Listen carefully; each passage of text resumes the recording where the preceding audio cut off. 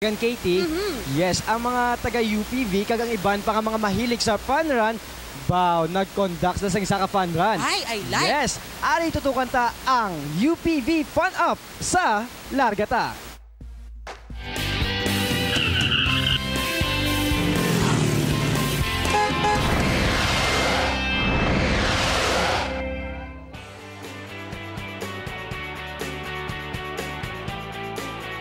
Agud maghatag suporta sa padayon nga nagadamo nga proyekto sang alumni kag mga profesor sang University of the Philippines in the Visayas, isa ka fun run ang ginhiwat sang UP Alumni Association.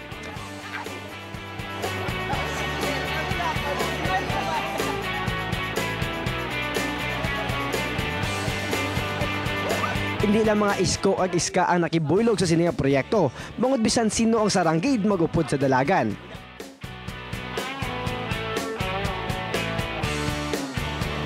This is the kick-off of the UP Alumni Homecoming.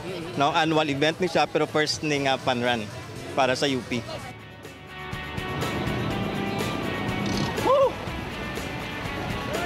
Pagsuporta sa isa ka kausa sa pamaagi nga makabulig man sa ikayong lawas sang tagsa-tagsa.